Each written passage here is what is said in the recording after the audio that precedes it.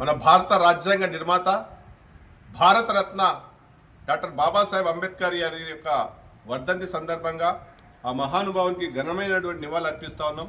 ఈరోజు Medak BRS party జిల్లా కార్యాలయం.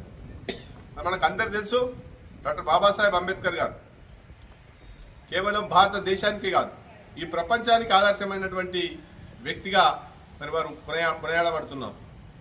డాక్టర్ బాబాసాహెబ్ అంబేద్కర్ గారు రాజ్యాంగాన్ని ఏదైనా డ్రాఫ్టింగ్ కమిటీ చైర్మన్గా ఉంటూ మిగతా సభ్యులందరినీ కలుపుకొని ఈ భారతదేశం యొక్క భవిష్యత్ ఏ విధంగా ఉండాలి, వాణిజ్యపరంగా కావచ్చు, న్యాయపరంగా కావచ్చు, ఇట్లా రాజ్యాంగ పరంగా కావచ్చు, ఈ భారతదేశం సుసంపన్నంగా సువిశాలమైన భారతదేశానికి ప్రపంచంలో ఒక మార్గదర్శకమైనటువంటి రాజ్యాంగాన్ని ఇచ్చే దిశగా వారు నెలని కృషి చేశారు. మరి ఆ రాజ్యాంగమే ఈరోజు భారతదేశాన్ని ప్రపంచం కూడా మరి ఈ రాజ్యాంగాన్ని అనుసరించే విధంగా, ఈ రాజ్యాంగం పట్ల అమితమైన గౌరవం ఉండే విధంగా ఒక గొప్ప బహుమతిని ఈ దేశ ప్రజలకి భావితరాలకు అందించడం జరిగింది.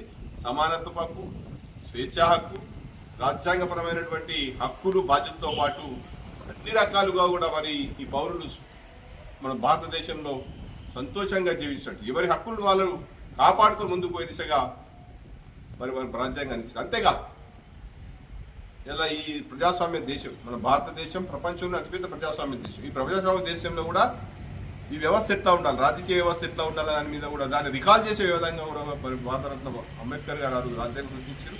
మరీ ముఖ్యంగా మరి ఎప్పుడు కూడా బలవంతుడు ఎప్పుడు కూడా బలహీనుడి మీద ఆధిపత్యం ప్రదర్శిస్తూనే ఉంటారు. కాబట్టి నాడే డాక్టర్ బాబాసాహెబ్ అంబేద్కర్ గారు ఆలోచన చేసి ఈ చిన్న రాష్ట్రాలు ఏర్పడడానికి ఆద్యుడైనటువంటి బాబాసాహెబ్ అంబేద్కర్ గారిని ఈ సందర్భంగా తెలంగాణ యావత్ కూడా గుర్తుంచుకుంటా ఉంటారు.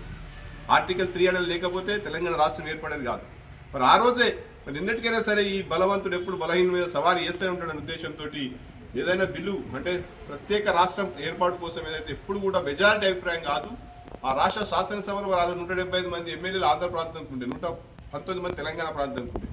మరి మెజారిటీ సభ్యుల అభిప్రాయం మేరకు రాష్ట్రాలు ఏర్పడడం కాదు, మహానుభావం దైవాన్ని తెలంగాణ రాష్ట్రం ఏర్పడింది. తెలంగాణ రాష్ట్రంలో కూడా వీళ్ళ పల్లెలు పట్టణాలన్నీ కూడా కేసీఆర్ గారు నేతృత్వంలో అభివృద్ధి దిశగా పోయినాయి.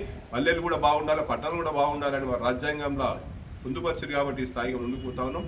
అందుకే మేము సందర్భంగా మరి బాబాసాహెబ్ అంబేద్కర్ గారు యావత్ భారతదేశ ప్రజలకు ఒక దైవంగా కొనియాడబడతా ఉన్నాం. తప్పకుండా వారి సేవలను గుర్తిస్తూ స్మరిస్తూ తరాలకు కూడా మనం ముందు తీసుకుపోయే అవకాశం ఉంది. కాబట్టి తప్పకుండా మహానుభావుని ఆలోచనకు అనుగుణంగా వారి స్ఫూర్తిని తీసుకొని ముందుకు పోదామనే సందర్భంగా పట్టణం ముందుకు సాగుదాం. జై డాక్టర్ బాబాసాహెబ్ అంబేద్కర్.